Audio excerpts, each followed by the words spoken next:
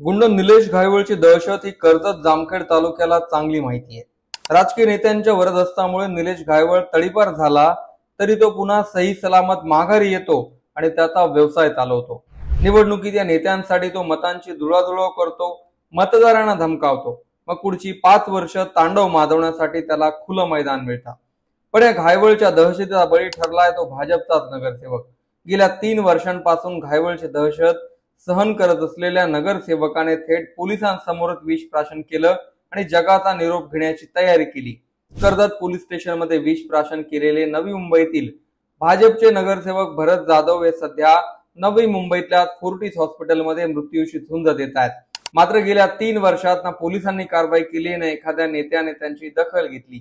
काही दिवसांपूर्वी गुंड निलेश घायवळ हा सुरेश दस यांच्यासोबत दिसल्यामुळे चर्चेत आला होता।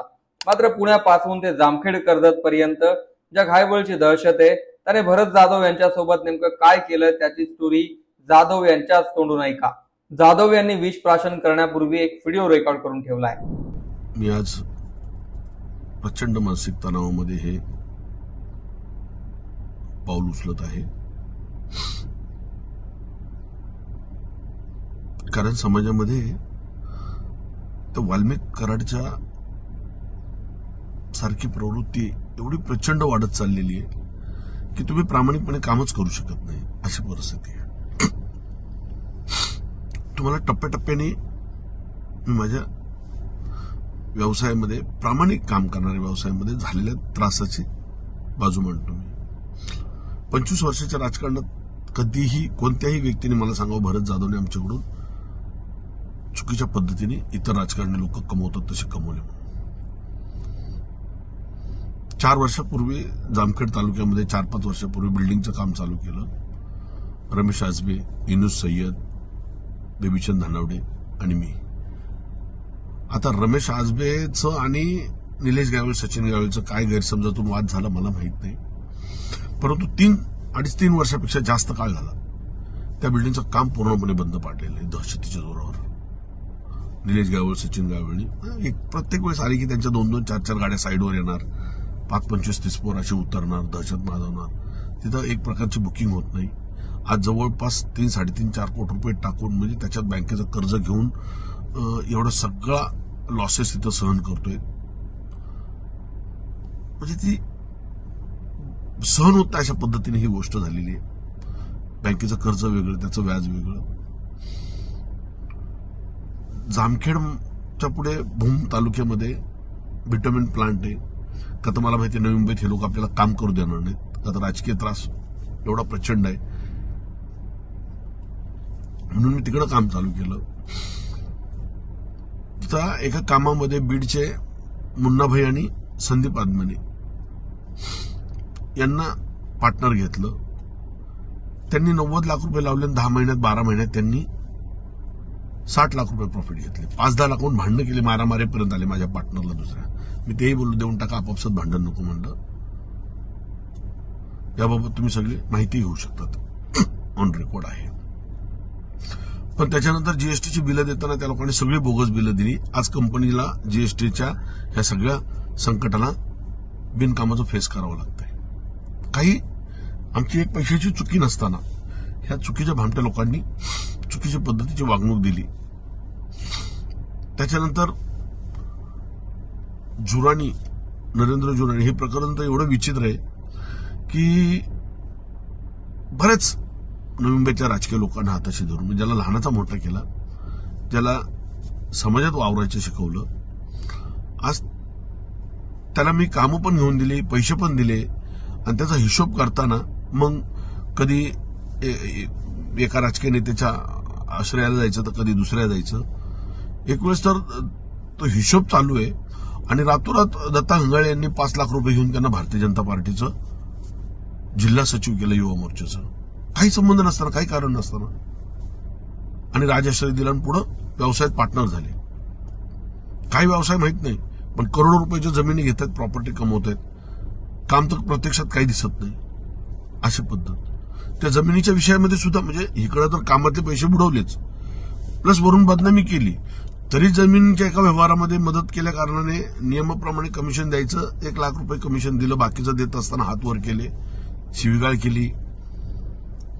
त्याच्यामध्ये दत्ता गंगाळीने तर गँगवरची धमकी दिली.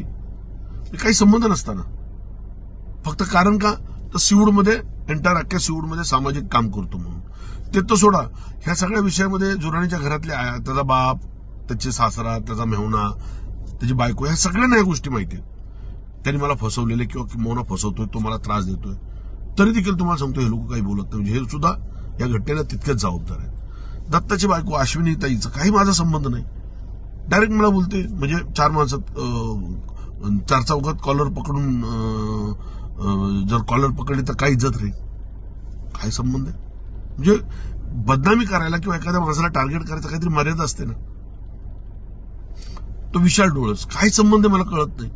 उलट 2015ला प्रचंड मला बदनाम केलं आणि आता त्याचे काही कार्यकर्ते सहकारी आहेत. तो सचिन शिंदे म्हणून आहे, तो अभिलाष मॅथ्यू म्हणून आहे, अनिकेत काही बोलत राहतात, कसाही त्रास देतो. सचिन तर सारखा शिवाय देत राहायचा भर रस्त्यानी. काय संबंध आहे? म्हणजे एखाद्या माणसाला त्रास देण्याची मर्यादा, काहीतरी लिमिट तुम्ही मला सांगा बरं.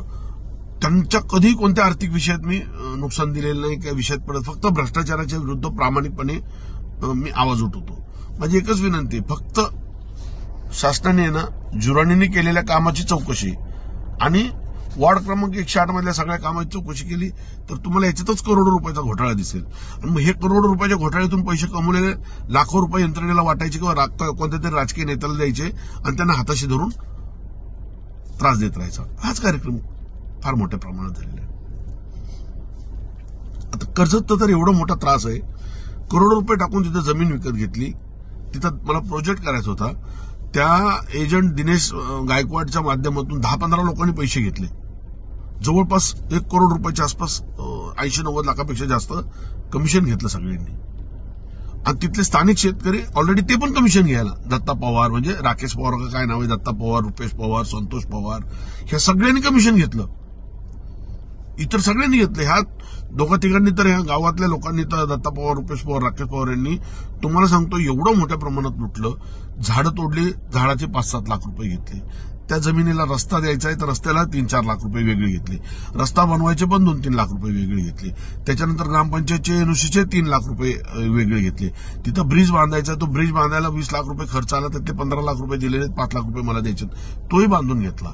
आणि माझ्या जमिनीला जाणारा रस्ता खोदून टाकला. का तर त्यांना ते मला जमीन विकून द्यायची नाही, मला प्रोजेक्टही करू द्यायचा नाही आणि पैसे निवळ लुबाडत राहायचे. अक्षरशः म्हणजे आज बँकेचं कर्ज आणि ह्या लोकांचा त्रास. निलेश घायवळ आणि त्याचा भाऊ सचिन घायवळ यांचा उर्मात पूर्ण कर्जत जामखेडमध्ये आणि या गँगच्या परवानगीशिवाय कोणतेही काम करता येत नाही. मात्र दहशतीमुळे यांच्या विरोधात ना सामान्य नागरिक बोलतात ना कोणी सामाजिक कार्यकर्ते. राजकीय नेत्यांना तर या गँगची निवडणुकीत मदत लागते, त्यामुळे या गँगला कायमच अभय मिळालेलं असतं. मात्र एका नगरसेवकाला ज्यांच्यामुळे आत्महत्येचं पाऊल उचलण्याची वेळ आली, त्यांच्यावर कारवाई होणार का हे पाहणं महत्वाचं आहे.